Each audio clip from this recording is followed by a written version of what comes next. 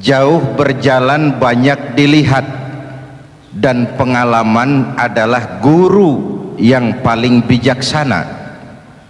Pantang seorang muslim jatuh 2 kali di tempat yang sama.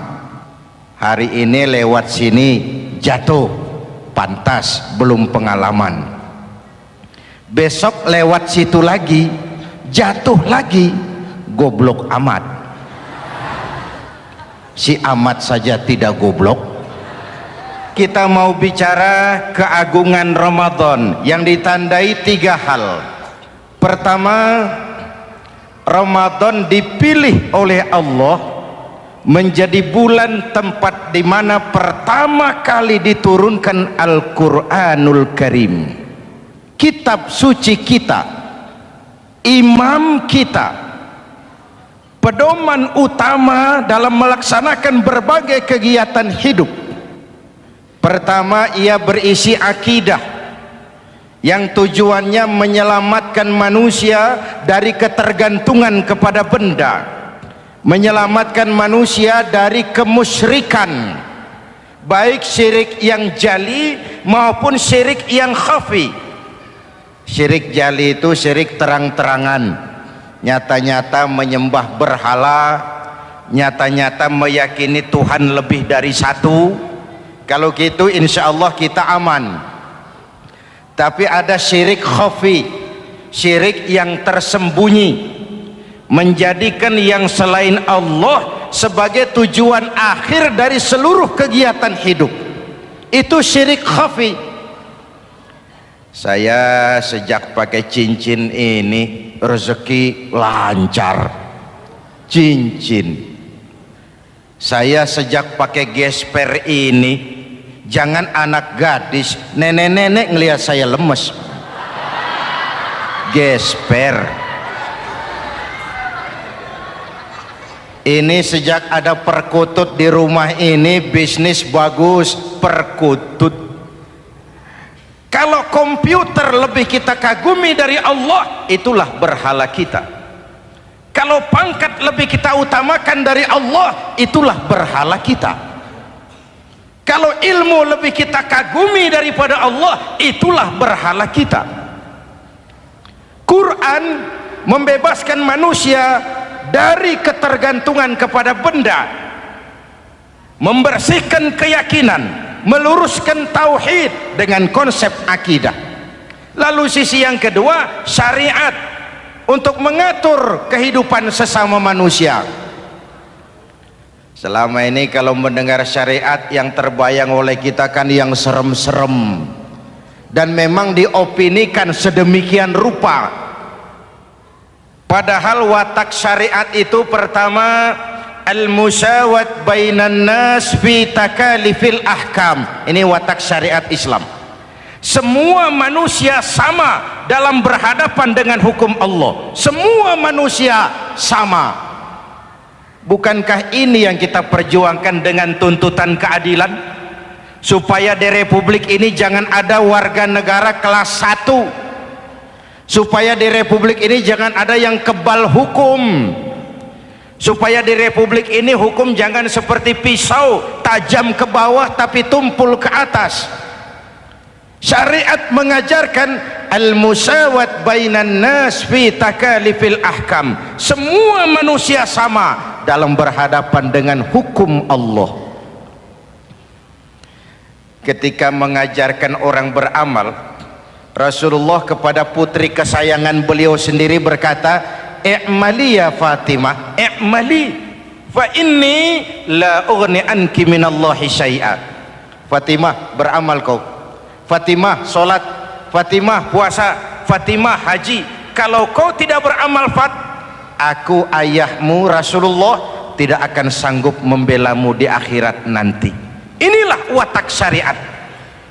Tidak mentang-mentang anak kesayangan lalu ada jaminan, sudah Fat, kamu nggak sholat nggak apa-apa, nanti di akhirat ada papi. Tidak. Semua manusia sama dalam berhadapan dengan hukum. Andai kata Fatimah putri Muhammad mencuri, tidak usah orang lain, Muhammad sendiri yang akan memotong tangannya. Bukankah keadilan macam ini yang kita harapkan? Cuma sayang selama ini banyak kita mengenal Islam seperti orang buta kenal gajah. Ada 3 orang buta dilepas ke kebun binatang, disuruh kenal gajah. Saya yakin laporannya lain-lain.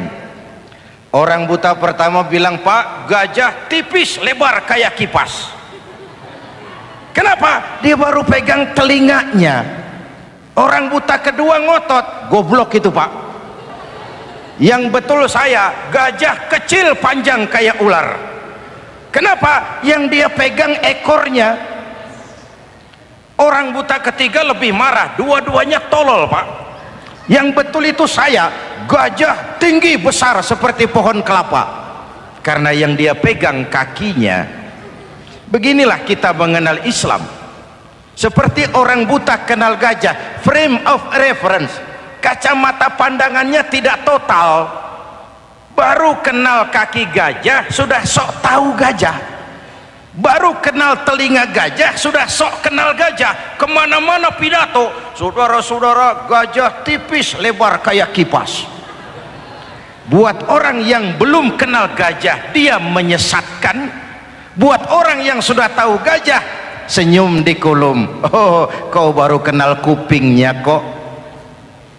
Begitulah kadang-kadang kita baca Quran, ayatnya yang keras, kesannya Islam itu sangar, Islam itu sadis, Islam itu perang. Di sisi lain ada yang adem, sejuk, lalu lahir generasi feminim. Buat saya yang terpenting semua kita perlu. Rasul mengajarkan, "La takun ratban fatuksara wala yabisan fatuksara." Jangan lemah, nanti kau diinjak orang, tapi jangan keras, nanti kau dipatahkan orang. Hadirin yang saya hormati, lalu syariat juga punya at-tadrij fit tasri', tahapan dalam melaksanakan syariat. Oleh karena itu Ramadan yang keagungannya ditandai dengan turunnya Al-Quran harus jadi momentum kembalinya kita kepada Al-Quran. Quran itu imam, kita ini makmum. Saya mau tanya, imam ikut makmum apa makmum ikut imam? Makmum ikut imam apa imam ikut makmum? Makmum ikut imam. Kalau Quran imam dan kita makmum, kita ikut Quran, jangan Quran diminta ikut kita. Imam ruku, kita ruku, imam sujud, kita sujud, imam i'tidal, kita i'tidal. Ke barat kata Quran, ke barat kita berangkat, ke timur kata Quran, ke timur kita menuju. Halal kata Quran, ambil, haram menurut Quran, tinggalkan. Kalau dia imam dan kita adalah makmum, mari berimam kepada Al-Quranul Karim. Yang kedua, keagungan Ramadan ditandai dengan perintah melaksanakan ibadah puasa. Para ulama menyebut puasa itu ibadah sirriyah, ibadah rahasia, ibadah abstrak, tidak ada unsur sugesti. Kalau kita sholat orang lihat, kita sedekah orang tahu, kita pergi haji satu kampung nganter, kita puasa cuma kita dan Allah. Pura-pura sholat ketahuan, Pak. Pura-pura sedekah nggak bisa dong, apa yang disedekahin. Pura-pura haji kemana perginya? Tapi pura-pura puasa gampang.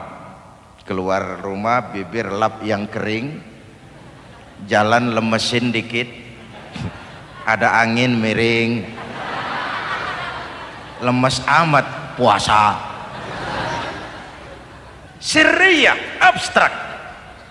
Ibadah lain bisa dinilai, wah itu teman kita sodakohnya berani ya.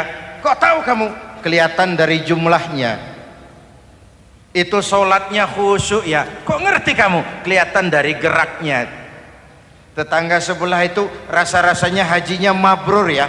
Kok ngerti kamu? Kelihatan dari tingkah lakunya setelah pulang haji. Kalau yang sebelah lagi itu haji tomat. Di Mekah tobat sampai kampung kumat. Ibadah lain kelihatan bisa dinilai, tapi puasa tidak bisa dinilai. Belum pernah saya dengar orang bilang, teman kita puasanya mantap betul ya. Kok tahu kamu? Beludah terus. Nggak ada hubungannya. Oleh karena puasa ibadah sirri, ibadah abstrak, maka yang terbentuk dari ibadah ini pertama keikhlasan. Ini sikap hidup yang paling penting. Orang lain mau puji atau tidak bukan soal, orang lain mau dengar atau tidak bukan soal. Ini urusan saya dengan Allah. Dari ibadah sirri seperti ini terbentuk keikhlasan, dan itu penting. Penyakit yang namanya stres lalu menjadi stroke itu umumnya karena orang kehilangan keikhlasan. Tetangga sebelahnya beli TV, dia demam, panas dingin. Temannya naik jabatan, dia masuk rumah sakit.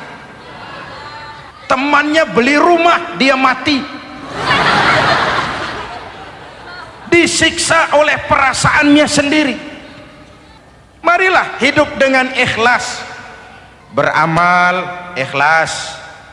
Saya menyantuni yatim bukan karena disorot TV, bukan karena masuk majalah, bukan karena dimuat koran, karena Allah. Berpakaian ikhlas. Saya berpakaian ini karena perintah Allah menutup aurat, bukan karena tuntutan Ramadan. Kalau cuma tuntutan Ramadan, Ramadan saja bagus busana muslim. Selesai Ramadan kembali pusar merajalela. Menerima jabatan ikhlas, ini amanah dari Allah. Jabatan adalah alat untuk mengabdi, bukan cuma alat yang melahirkan kekuasaan dan fasilitas. Kalau kekuasaan dianggap sebagai fasilitas dan kekuasaan, maka yang lahir tentu akhirnya maling-maling baru, yang lahir rampok-rampok baru, yang dikuras ya harta negara. Hadirin yang saya hormati, ikhlas menerima jabatan dengan keyakinan ini amanah Allah, amanah akan dimintakan pertanggungan jawab. Ini alat untuk berbuat baik, ini alat untuk mengabdi. Kalau cuma digambarkan kekuasaan jabatan sebagai kekuasaan dan fasilitas, itu yang lalu banyak melahirkan rampok-rampok baru. Betul? Iya, kalau jabatan kan gajiannya jelas. Menteri gajinya jelas, anggota DPR gajinya jelas, presiden, wakil presiden gajinya jelas. Tetapi ketika fasilitas dan kekuasaan banyak memberikan hasil, jangan heran lalu muncul penjarahan terhadap kekayaan-kekayaan yang justru merupakan milik rakyat. Ikhlas dalam menerima jabatan, ikhlas dalam berbuat, ikhlas dalam beramal.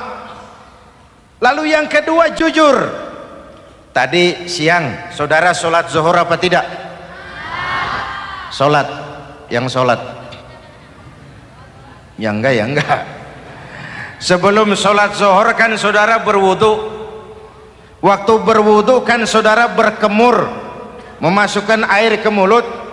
Umpama waktu berkemur saudara korupsi, dikit saja airnya saudara minum, jangankan hansip, jangankan satpam, jangankan polisi, teman sebelah pun tidak tahu kalau waktu berkemur kita korupsi.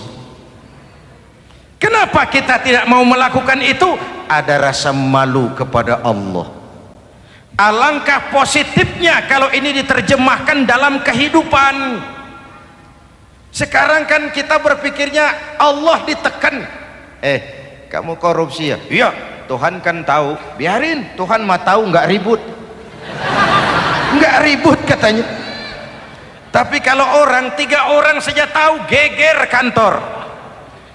Bayangin, Tuhan aja ditekan, Tuhan diintimidasi, apalagi orang lain. Lahir etika otonom, daya kontrol yang paling ampuh yang muncul dari dalam jiwa kita sendiri. keikhlasan yang dibentuk oleh pelaksanaan ibadah puasa, kejujuran yang dibentuk oleh pelaksanaan ibadah puasa, lalu kesabaran. Kata Nabi, as-siyamu junnatun, puasa itu benteng, dinding. Fa idza kana yaumus siyami ahadikum, kalau salah seorang kamu tengah berpuasa, fala yarfus, jangan berkata kotor, wala yafsuk, jangan berkata keji, wa in sabahu ahadun au qatalahu falyaqul inni shaim, inni shaim. Kalau ada orang mencaci maki dia, bahkan mengajak dia berkelahi yang menurut ukuran dia mesti menang, tapi karena puasa, maaf, saya bukan gak berani sama kamu, saya sedang puasa. Kalau mau berkelahi juga ntar aja habis buka, segeran dikit berantemnya. Inni shaim, maaf saya sedang berpuasa. Itu merupakan benteng. Orang itu kan kalau lagi puasa kondisi lapar, haus, temperamen kan tinggi, sedikit tersinggung temperatur naik, sama marah gampang. Kalau waktu begitu dia bisa sabar, ketika kenyang sudah nggak ada masalah.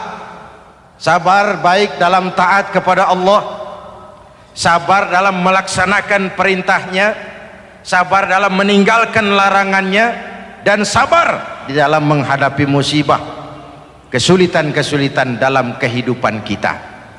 Hadirin, kalau ibadah berpuasa kita baik, kita yang malam ini pasti bukan kita 20 hari yang lalu. Kita yang malam ini, kita yang sudah ditempa oleh penggojologan Ramadan, ditempa oleh kawah candra di mukanya Ramadan, sehingga membias dalam pembentukan pribadi. Setiap ibadah yang dikerjakan dengan benar pasti punya dampak positif dalam meluruskan moral orang yang melaksanakan ibadah itu sendiri. Jangan sampai terjebak kepada rutinitas ritual. Akhirnya seperti yang sering saya ungkapkan, sholat rajin, maksiat tekun, baca Quran mau, fitnah orang hobi, sedekah ya sedekah tapi nyolongnya lebih gede dari sedekahnya. Sedekahnya cuma untuk ngumpetin korupsinya. Akhirnya jadi lipstik, akhirnya jadi dekorasi. Setiap ibadah yang dikerjakan dengan benar punya dampak positif dalam meluruskan moral dan memperbaiki akhlak orang yang melaksanakan ibadah itu sendiri. Begitulah Ramadan, ada pelaksanaan ibadah puasa. Dan untuk puasa Nabi bersabda, lis-shaimi farhatani, farhatun indal iftar wa farhatun inda liqa'i rabbih. Buat orang yang berpuasa ada dua kegembiraan yang tidak dimiliki oleh yang tidak melaksanakan puasa. Dua kegembiraan. Pertama, farhatun indal iftar, kegembiraan menjelang saat-saat berbuka. Hati itu besar, rasa optimisme, padahal bukanya cuma sama tempe, sama tahu, sama ikan asin. Tapi entah makin dekat maghrib hati makin berbunga, ada kebahagiaan yang tidak bisa diceritakan. Allahumma lakasumtu, ya Allah hari ini saya laksanakan perintahmu, saya lawan rasa nafsu, saya tempuh lapar, haus, saya tunaikan semua ini. Itu kegembiraan yang puasa. Yang kedua, wa farhatun inda liqa'i rabbih, kegembiraan kedua nanti di akhirat pada saat bertemu dengan Allah Subhanahu wa ta'ala. Masuk surga nikmat, bertemu Allah jauh lebih nikmat. Hadirin yang saya hormati, bahkan di surga ada sebuah pintu yang khusus disiapkan bagi orang-orang yang melaksanakan puasa. Tidak bisa masuk ke pintu itu kecuali orang yang puasa. Dan pintu itu disebut pintu Rayyan, Babur Rayyan, pintu Rayyan, yang hanya boleh dimasuki orang-orang yang melaksanakan ibadah puasa. Hadirin, lalu yang berikutnya, ibadah puasa ganjarannya abstrak. Kalau ibadah lain kita bisa lihat itu, sholat berjamaah pahalanya begini, haji kalau mabrur pahalanya begitu, sodakoh pahalanya begini. Puasa Allah cuma bilang asyamu li wa ana ajzibi, puasa untukku dan aku yang membalasnya. Berapa besar balasan Allah tidak diberitahu. Artinya apa? Kalau saudara kerja, mandor bilang, mas kau kerja sama saya, gajimu sebulan 5 juta, ketahuan sebulan 5 juta, kita kan bisa kong kaling kong, ada mandor rajin, tidak ada mandor kendor, pokoknya jatah 5 juta. Tapi kalau mandor cuma bilang, mas kau kerja sama aku, soal gajimu nanti aku yang atur, berapa besarnya nggak dikasih tahu. Aturan seperti ini harusnya membuat kita kerja lebih hati-hati. Sebab apa? Mungkin gaji kita sama saja 5 juta kalau kerja biasa-biasa, mungkin jauh lebih besar kalau pekerjaan memuaskan, mungkin tidak digaji sama sekali kalau pekerjaan sembarangan. Tidak dijelaskannya gambaran pahala puasa menjadi sugesti untuk melaksanakan ibadah puasa ini dengan sebaik-baiknya. Hadirin yang saya cintai, yang ketiga soal keagungan Ramadan ini. Di dalam bulan Ramadan ada satu malam yang bobotnya khairun min alfi syahrin. Satu malam tapi lebih baik daripada 1000 bulan, yang kita kenal dengan malam Qadar atau Lailatul Qadar. Sementara itu adanya pada sepertiga yang akhir dari bulan Ramadan, terutama di malam-malam ganjil. Di negeri kita lihat terjadi pergeseran nilai. Awal-awal Ramadan minggu pertama pasar sepi, masjid ramai, full house, meledak. Betul? Padahal Rasul memberikan contoh, kalau sudah masuk sepertiga yang akhir Ramadan, beliau sing-singkan lengan baju, hamparkan sajadah, lebih banyak di masjid daripada di rumah. Itu baginda Rasul. Sing-singkan lengan baju, hamparkan sajadah, lebih banyak di masjid daripada di rumah.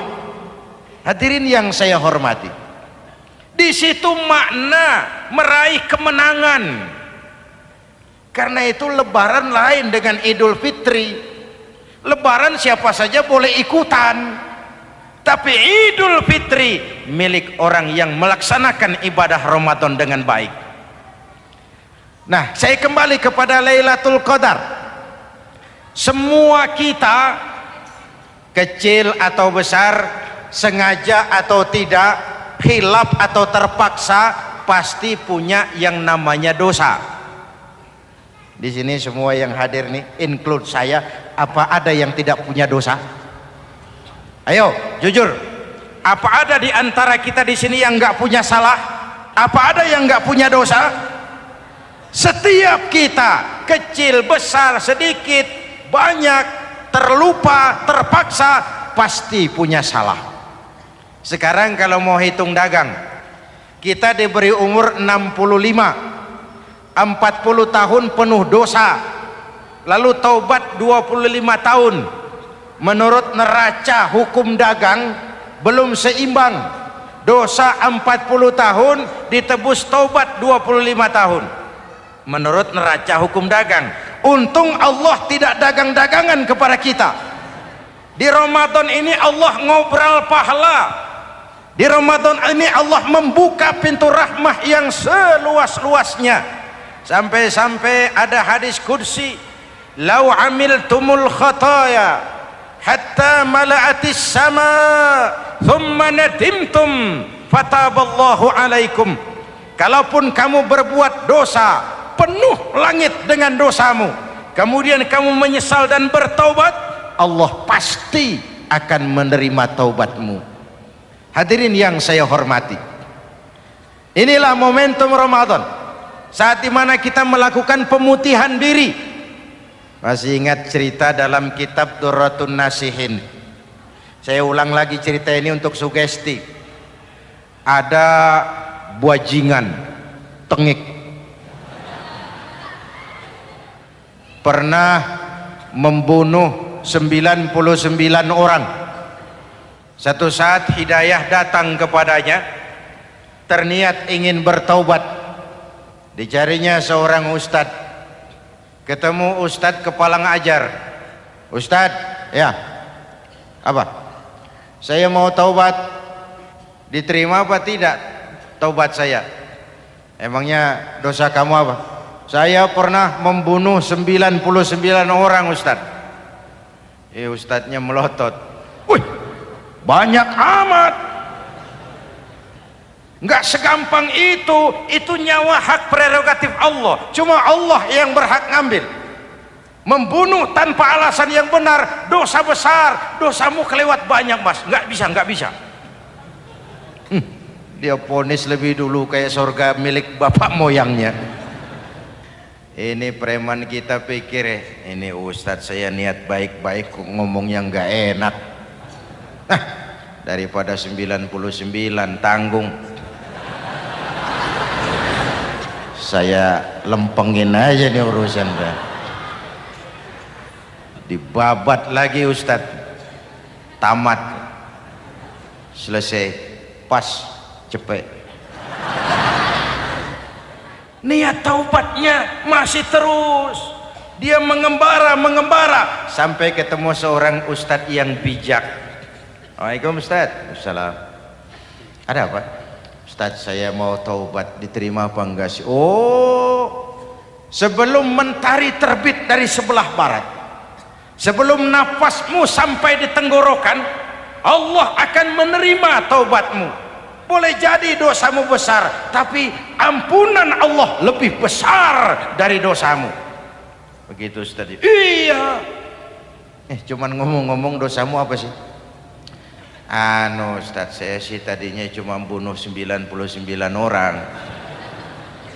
Terus ada Ustaz ngomongnya nggak enak, jadi saya cukupin 100. Oh, taubatmu diterima asal benar-benar. Cuma begini saja, kampungmu kampung brengsek tuh, lingkunganmu nggak sehat. Kalau kau pulang ke sana lagi, niat taubatmu bisa lentur dan luntur. Kamu pindah saja, hijrah ke kampung lain yang lebih baik. Baik Ustadz, makasih. Wah, ngepak koper, pindah. Belum sampai ke kampung yang dituju, ajal datang merenggut nyawa. Ketika ruh keluar dari jasad, ini malaikat rahmah dengan malaikat azab rebutan. Kata malaikat rahmah, ini jatah saya, orang ini sudah taubat, tempatnya di surga. Kata malaikat azab, nanti dulu, taubat si taubat, 100 bagaimana urusannya? Bertengkar. Akhirnya Allah mengutus malaikat Jibril, kau adili. Kata Jibril, ukur sajalah mana yang lebih dekat, kampung yang dituju atau kampung yang ditinggalkan. Ketika diukur, kampung yang dituju lebih dekat dari kampung yang ditinggalkan. Kata Jibril, dia jatah malaikat rahmah, taubatnya diterima Allah. Nah, kalau mendengar riwayat seperti ini, jangan diartikan bahwa untuk taubat mesti membunuh 100 orang. Ini harus diartikan bagaimanapun besar dosa dan kesalahan yang kita lakukan, jangan putus asa dari rahmat Allah. Sebaliknya, bagaimanapun banyak kebaikan yang kita kerjakan, jangan puas hati dan sombong diri. Kita belum tahu akhir perjalanan hidup ini. Kita hanya berbuat dan berbuat. Kepastian itu haknya Allah. Ada yang masuk neraka karena menyiksa kucing, ada yang masuk surga walaupun sudah membunuh 100 orang. Bahkan kalau nanti saudara di surga ketemu orang-orang soleh, saudara nggak usah kaget, itu memang tempatnya di surga. Saudara akan kaget nanti kalau di surga ketemu pelacur masuk surga. Penasaran, saudara samperin, Mbak Yu, ya Mas, sampean ada di sini, apa Allah nggak salah wesel ini? Iya mas, saya ini ada di surga sini. Padahal waktu di dunia dulu saya ini siapa mas tahu kan? Bang mas juga langganan kan waktu itu kan.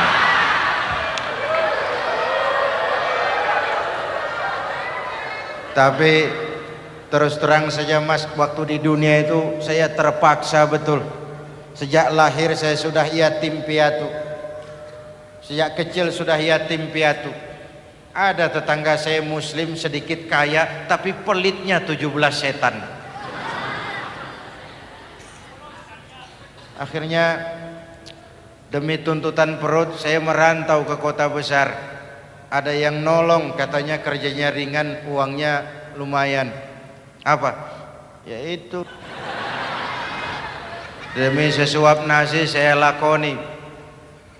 Satu malam saya lagi berangkat dagang lewat Masjid Baitul Ihsan,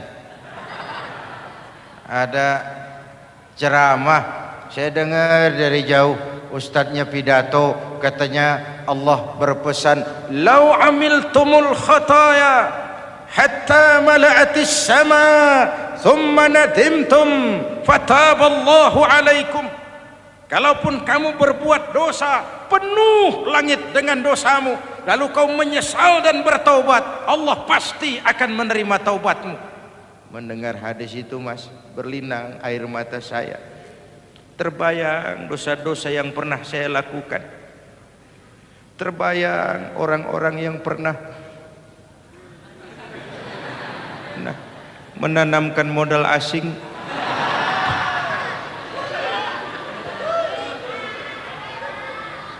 Dikala itu hidayah datang, saya niat taubat pulang kampung mas, mudik. Lagi ngepak koper mau mudik, tamu datang, saya bilang mulai malam ini saya berhenti dagang. Taubat saya sebenar-benarnya, taubat saya diterima Allah. Walaupun mampir dulu, transit dulu di tempat lain, akhirnya saya sampai juga ke sini. Inilah Ramadan. Orang baik bukan orang yang tidak pernah salah, karena tidak ada orang yang tidak pernah salah. Orang baik kalau dia berbuat salah, dia segera sadar, dijadikannya sebagai pelajaran untuk tidak diulanginya lagi di masa yang akan datang. Maka Nabi berpesan, tuba liman syaghalahu aibuhu an uyubin nas. Beruntung benar orang yang kekurangan dirinya menyebabkan dia sibuk sampai tidak sempat mencari-cari kekurangan orang lain. Tapi celaka benar orang yang terlalu sibuk mencari-cari kekurangan orang lain sampai lupa dengan kekurangan dirinya sendiri.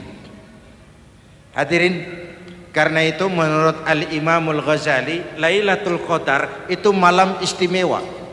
Adanya pada sepertiga yang akhir di malam-malam ganjil. 21, 23, 25, 27, 29. Tetapi yang ingin mendapatkan Lailatul Qadar harus berjaga-jaga sejak awal Ramadan. Nggak bisa pakai ilmu ngancem.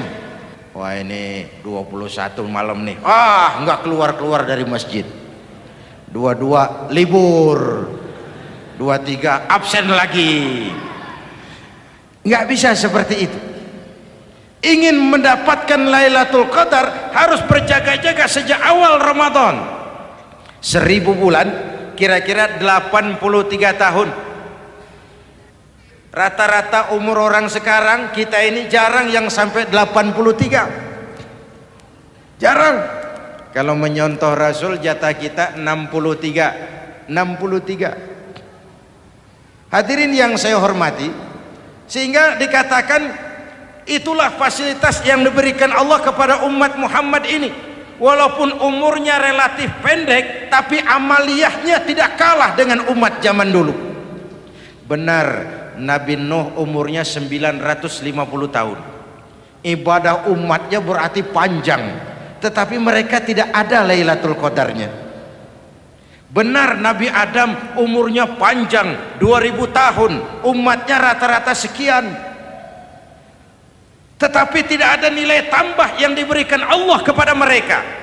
Kita umat Muhammad ini umur relatif pendek.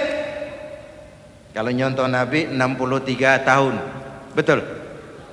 Tapi bayangkan ada Lailatul Qadar yang nilainya khairun min alfi syahrin, lebih baik daripada 1000 bulan, dan 1000 bulan 83 tahun. Kalau 10 tahun berturut-turut memanfaatkan Lailatul Qadar, maka artinya umur kita sudah sama dengan umur umat Nabi Nuh alaihi salam. Kualitas ibadahnya yang saya maksud. Tugas kita memanfaatkan peluang-peluang seperti ini dan mengisinya dengan berbagai kegiatan-kegiatan ibadah. Mumpung Allah menyediakan itu buat kita bersama. Tahun depan nggak ada jaminan kita ketemu Ramadan lagi. Karena itu mumpung senyampang ini diberikan kesempatan memasuki minggu-minggu 10 yang terakhir dari Ramadan, sing-singkan lengan baju, hamparkan sajadah, dan berusaha lebih banyak di masjid daripada di rumah. Hadirin yang saya hormati, dari pembicaraan singkat yang saya sampaikan, Ramadan menjadi agung oleh karena 3 hal. Pertama, ia dipilih menjadi bulan tempat di mana pertama kali diturunkan ayat-ayat suci Al-Quran. Karenanya Ramadan disebut juga sebagai Syahrul Quran, bulan Al-Quran. Karenanya Ramadan juga kita lebih intens memasuki kehidupan Al-Quran sebagai makmum dan kita sebagai imam. Jika Quran adalah imam dan kita adalah makmum, maka konsekuensinya makmum harus ikut imam, bukan imam yang ikut makmum. Yang kedua, keagungan Ramadan ditandai dengan pelaksanaan ibadah puasa. Setiap ibadah yang dikerjakan dengan benar pasti punya dampak dalam memperbaiki moral, meluruskan akhlak orang yang melaksanakan ibadah itu sendiri. Maka bulan suci Ramadan menjadilah kawah candra di muka, menjadi bulan training, bulan latihan. Saya sering ibaratkan, Mike Tyson masuk latihan, keluar latihan, tindunya makin hebat. Hewitt masuk latihan, keluar latihan, tenisnya makin canggih. Zinedine Zidane masuk latihan, keluar latihan, sepak bolanya makin hebat. Kalau latihan tiap hari, main kalah terus, orang kan ngomong, buat apa latihan? Kita sebulan penuh latihan supaya bulan-bulan sesudah Ramadan nanti kita jangan sampai kalah dalam permainan hidup ini. Hidup ini kan permainan. Ada yang sekarang ini main sebagai pedagang, main sebagai pejabat, main sebagai pengusaha, main sebagai seniman. Hidup ini permainan. Wa mal hadhil hayatud dunya illa lahwun wa la'ib. Ini cuma permainan. Senarionya sudah ditetapkan oleh sang sutradara Allah Azza wa Jalla. Ini permainan saja. Maka bermainlah sesuai dengan aturan main. Karena hidup memang permainan. Tapi jangan main-main. Walaupun ini permainan, bermainlah dengan benar. Jangan main-main. Kalau main-main, kalah. Sepak bola permainan, main-main kalah. Bulu tangkis permainan, main-main kalah. Hidup ini permainan, main dengan benar, main sesuai dengan aturan main, main-main kalah. Hadirin yang saya hormati, karena itu 1 bulan untuk menghadapi 11 bulan sesudahnya. Yang ketiga, ditandai keagungan Ramadan dengan ada nuzulul Quran. Diberikan Allah kepada siapa saja yang dikehendakinya. Semoga ibadah yang sudah kita kerjakan kiranya diterima Allah.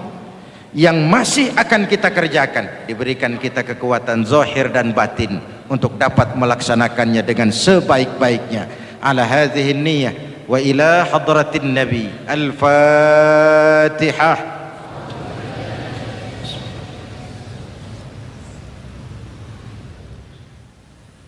Bismillahirrahmanirrahim. Alhamdulillahi Rabbil Alamin. Allahumma salli wa sallim mubarak ala Sayyidina Muhammadin wa ala alihi wa sahbihi ajma'in. Ya Allah, dengan sepenuh perasaan dan pengharapan, dalam segala kerendahan dan kelemahan, ampuni dosa kami, dosa ibu bapa kami, dosa saudara-saudara kami umat Islam. Kalau selama ini lebih banyak lalai kami dari ingat kami, lebih banyak keluhan kami dari syukur kami, lebih banyak marah kami dari sabar kami, tunjuki kami jalan-Mu yang lurus, yang apabila kami berpijak di atasnya, tidaklah kami akan tersesat buat selamanya. Ya Allah, karuniakan kepada kami rakyat dan bangsa Indonesia pemimpin-pemimpin yang takut kepadamu dan sayang kepada kami. Berikan mereka kekuatan zahir dan batin untuk dapat membawa kami rakyat dan bangsa Indonesia menapak menuju hari esok yang lebih pasti dan lebih baik. Rabbana hab lana min azwajina wa dhurriyyatina qurrata a'yun waj'alna lil muttaqina imama. Rabbana atina fid dunya hasanah wa fil akhirati hasanah wa qina adzaban nar. Rabbana taqabbal minna salatana wa siyamana wa qiyamana wa takhashu'ana wa ta'abbudana wa tammim taqsirana ya arhamar rahimin. Rabbana ja'alna minas su'ada'il maqbulin wa la taj'alna ya Allah minal asqiya'il mardudin. Afdalu ma qultuhu ana wan nabiyyuna min qabli la ilaha illallah.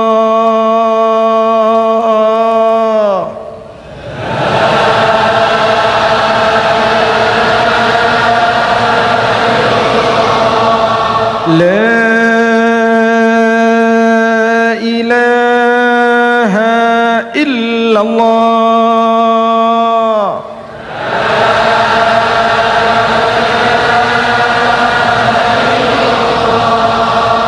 Muhammadur Rasulullah.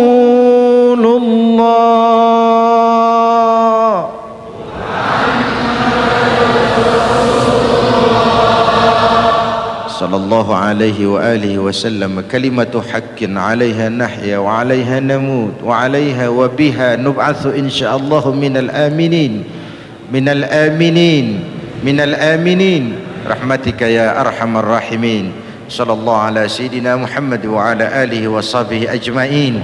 Subhana rabbika rabbil izzati amma yasifun, salamun alal mursalin walhamdulillahi rabbil alamin.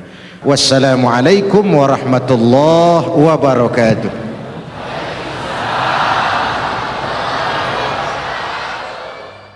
Ya Sayyidi ya Rasulullah,